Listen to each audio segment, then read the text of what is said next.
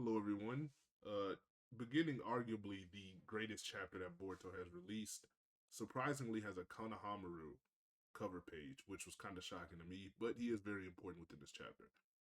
Diving right into it, though, it starts off immediately where we left off last chapter, and that is the Konohamaru and Matsuri interaction. She's still trying to devour him, and she's kind of digging in his back, per se. Pause. But yeah, he's bleeding from the back and bleeding from the mouth. I didn't realize. Yeah, I like the part where it shows us that Matsui has like a different version of eating everyone, so that adds to the like how the Shinju are able to. They're independent. They're not all the same. They have different goals. They have different ideals. They have different targets. They each represents a different type of love. Yeah, but Matsui obviously represents romantic. Yeah, people like Hidari, I know he used like his hand to try to devour Sarada, and Jura just summoned a tree from the ground to try to devour Himawari. It's kind of cool how she uses her little, I guess, neck wood protrusion to try to just eat Kanahamaru.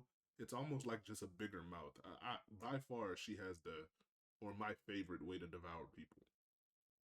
yeah. I like how her those tentacles they turn into wood. I think she has. They all show some ability to turn the body parts Yeah, into transformation. I definitely like Yeah. that aspect of their body morphing. But immediately after that, we get right into Ryu versus Arya. And Arya uses a jutsu wind style sandstorm blast. It has like zero effect because Ryu is just so much stronger. So he kind of just knocks Arya away. But Yeah, immediately after, Mitsuki's able to follow up. I'm immediately missing that blade. I found that really cool, and without it, it's kind of Yeah. ass.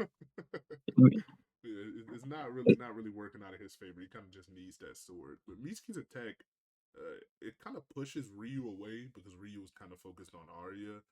But that didn't last long because Ryu immediately like pulled Arya towards him with the Iron Sand, and then one shot Mitsuki out of Sage mode. So the power difference definitely is extreme. And right after that, he takes control of Mitsuki as well. So the fight was short lived. Mitsuki never really had a chance, but that's okay because it gets into some really cool dialogue with Sarada and Yodo. Now, Yodo begins to tell Sarada to like, oh, just give up Boruto. You know, it's for the greater good. We're gonna get killed. You have to give him up. Sarada's of course saying she can't sell out a friend. Very good parallel with Naruto because if you know, you're kind of worse than scum if you turn your back on your comrades. And Yodo's still just telling her that he's the kind of guy who makes you want to always have his back. That dialogue is very important for what's about to come up. What's your thoughts on this, Acro? I like how, like, from the beginning of Naruto, we first are given this lesson. Those who abandon their friends are worse than scum. And I like how Kishimoto and Ikamoto are able to keep these ideals about ninjas, about what it means to be a friend, what it means about love, hatred, all that, till the very end. Even here, chapter 100 of Boruto, we still see glimpses of it. Yeah, And definitely and one of the yeah, more consistent narratives. yeah, and Sumire's Stardust slowly realizing what Sumire meant and how she kind of lucked out not knowing he ended his regard. Because if she had known and she had refused to tell Ryu, I feel like she would have started to blame herself. So that Boruto kind of saved her mental anguish, let's say, from Yeah, blaming herself regarding this situation. which I find that's a really cool tidbit and characterization. But after that conversation, we kind of just get left in the dark. It's like Sarada's really, she's realizing something, and Yodo's words are snapping in her mind.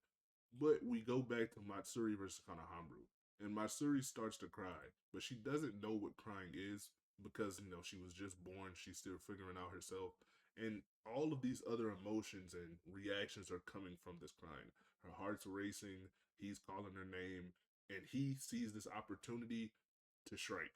The manipulation Kanohamaru is doing just goes to a full 100. Right? He starts to say, you're shedding tears. You don't want to kill him. You must be feeling sad, which is just making it worse. And we get an instant POV switch to Jura and Hidari. And they're kind of just looking at what Matsuri's doing. Yeah, I'd just like to say I love these type of villains. The like, boss characters who feel empathy for those under him. I Yeah, don't think we saw much of that with Jigen. Uh, definitely not. and with Ishiki, he kind of like manipulated code at the end.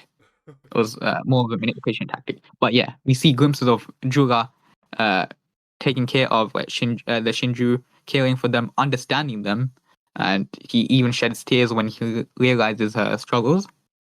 I think he can tell what's coming up, and meanwhile Hidari can't. Yeah, Obviously, uh, which we, s- yeah, with the question mark, we see Hidari's again confusion regarding love come into play again. Does not know what it means, while Jura does have some idea. which is kind of just crazy because if you know Jura is the main body of the Ten Tails and they're all like just split off from it, so he's kind of like a pseudo parent. These are kind of his offspring, not really because they have their targets as well intertwined in that Ten Tails DNA along with Code's blood, but he still just views and cares about them. But he doesn't want to just hold their hands throughout their whole lifestyles, and he wants them to experience the type of love and target just for themselves and grow as beings, right? Because at the end of the day, they're still trying to understand themselves. Matsuri, while still doing this, Kanahamaru tells her, let's join hands. And that's where it starts. You'd going back to that. I think you'd think that Jigen, I mean Jura, would have the least idea of what love means, seeing as that he has no prototype. He's just the main body. Meanwhile, all these Shinju got prototypes. Yeah. Meanwhile, this guy's with the raging tentails we see uh, before in NNG. Yeah, going back to the joining hands, I found that cool bit. Him slowly manipulating her into holding his hands, Yeah. bringing her into the perfect position as he mulls over Konohamaru, Shikamaru's words, slowly uh, manipulating her. What's kind of crazy about the holding hands thing is we know with the Rasengan, like when people put their hands together or kind of just form the Rasengan together, it's supposed to symbolize a bond and forming the spiral of chakra of all of your bonds, emotions, and power, just putting it together. We see that with Boruto and Naruto at the start of Boruto when they make that giant Rasengan versus Momoshiki. And this facade of love that he puts off against Matsuri to kind of join a Rasengan actually just destroys her hand and is used to immediately try and kill her. So it's not using bonds or the forming of a Rasengan in a conventional way that we saw previously within Boruto. It's using it for the complete opposite. He's betraying them and effectively ending this person's life who we're seen to kind of question if they deserve it. Because at the end of the day, the big question with the Shinju is, do they view them as just foes and are they inherently evil? So doing this to someone who really doesn't understand what she's doing and doesn't understand what's happening around her and is just trying to live how she thinks she's supposed to is just kind of crazy and somewhat sad to think about. All Yeah, of this is I happening while genuinely, she's crying too, which is crazy. I genuinely love how like we're not exactly antagonizing the Shinjus. We see them as children. We see them as just people who don't know better, and we can't really like be 100% on Konohamaru's side because we feel that a bit of empathy for them. And like as you're saying, the Rasengan is originally something meant to showcase their love. We see it in the Minato chapter. It's born of Minato's love for Kushina, and here it's being destroyed, used to destroy a person who loves him. But at the end, he's unable to do that because Yeah. of her word.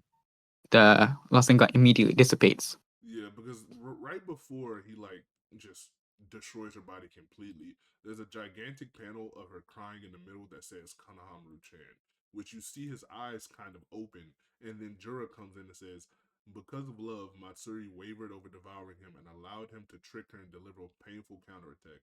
And also because of love, Sarutobi Kanahamaru fell prey to doubt and foolishly let victory slip away from his grasp. So it only destroyed half of Matsuri's body, and she immediately tried to counterattack Kanahamaru. So Yeah, both of them kind of fell victim to love, which is just beautiful to me, and I just love that writing. yeah. I love how neither side truly understands what love means and how they're both discovering it at the same time and what it truly brings them Yeah, and that's just what beautiful. trouble it gives. And Yeah, immediately after that, Yodo gets impaled in the stomach. So right after we have that heart wrenching, painful sequence of how love can be the fault of something, and after Yodo's entire thing with Sarada and telling her basically to be selfish, she gets killed, killed almost And immediately. And I genuinely don't think she's gonna come back. I think she's probably dead. But if she does come back, whatever, doesn't take away from the scene because it's still a grave, grave mistake to just get hit like that while you're talking. And yeah, going back to that whole like, I love this page turn by the way, and the fact that this like mirrors Konohama's situation because she tries to offer herself out of love for Shinki, and because she wants to save Sada the trouble of bringing himself. Yeah, so this as well is born out of love, and just in the same way she gets struck out of love And by you. every single person is just, they're just caught off guard by this. And Ryu, being the character that he is, he's still just toying around, laughing at him. He doesn't really take this serious. Arya gets very mad because that he's very close to Yodo, and Yodo, while she's bleeding out, dying, blood dripping from her mouth, eyes rolling back because she's losing consciousness, she's still trying to give the message to Sarda. It's okay. I know that I'm done for. She's basically saying that she's over. Sarda, don't make the same mistake and stop holding yourself back. After more dialogue, basically going into how Sarda has been holding herself back and putting these mental strains on herself, and it's okay to be selfish in some instances to save someone that you love. This is a perfect parallel to how Kawaki, his selfishness is hurting everyone around him, and Sarda, now that she's harnessing her selfishness, it's allowing her to save everyone. She awakens her Mangekyo, and her Mangekyo instantly starts pulling everything away from Ryu and just leveling the playing fields, basically. It takes the form of it seems to be like a black hole just in the sky that sucks up everything. And then we get the coldest transition ever. It looks so movie like. Sarada slowly turning around to reveal her Mangekyo Sharingan, all while Mitsuki is doing the narration.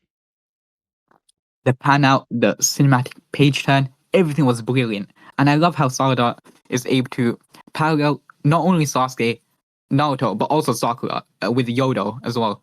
Yodo being like her Chio-like figure Yeah. from back in the Kazakage Rescue arc. Yeah, that was brilliant. And I like how Sarada's slowly able to realize what is actually happening with her. She's slowly realizing she doesn't also always have to try to be like Naruto. She can be her own person Yeah. because we know from the beginning, from her Guardian chapter, her goal is to be like Naruto. But now she's realizing she's her own person. She's a combination of sorts of Sasuke and Naruto. Which I mean, this chapter showcased so many different characters with deep writing. I mean, it gave depth to Jura and the Shinju, showing how they view the entire situation and showing why he's doing the things he's doing and not helping. It showed how Matsuri actually felt the love on top of Konohamaru. Their dynamic was very fun to watch out, and it showed how even a new character such as Yodo can give such a big impression and leaves such a big mark on the narrative that it drives someone like Sarada to have one of the best character moments that I've seen in Naruto or Boruto. This chapter was truly a 10 out of 10, and I have no gripes with it. Even from the art, Ikimoto was snapping. I've gone over this chapter over 10 times. I cannot see a single negative. Yeah, Single negative about this chapter. Nothing bad. Nothing bad. I genuinely can't spot anything bad. yeah. The whole Yodo part is amazing. I've been loving Yodo from the beginning. I could tell she's gonna be like an amazing figure for Sada, Yeah. someone to learn off, and we see that right here. All of it comes into fruition. She's the whole dynamic is amazing. Realizing what love means, just like Konohamaru, just like Matsuri. So it's not the whole. Both these situations aren't uh, s- like two different things. They're both intertwining in that Konohamaru and Saga are both like learning what it means to love another person. Yeah, which I mean, like you said, I've read this over like 15 times at this point, and it's just no gripe. This review, what makes it so good is that every single sequence, every single interaction is amazing. Every single interaction can be talked about, and it leads to this moment that we've been waiting for so long. That being the Mangekyo Sharingan true reveal of Sarada and her actually understanding, just like every Uchiha deserves. With that being said, though, that's been the chapter review, and videos are coming back. I know I took a bit of a hiatus, sorry for that. But yeah, I have a bunch of videos already finished. I'll be releasing them probably weekly again. This was Acra, who joined me. I'll link his Twitter in the description. He doesn't have a YouTube channel, but he'll probably be joining me for more reviews in the future. So yeah, like, comment, subscribe, and goodbye.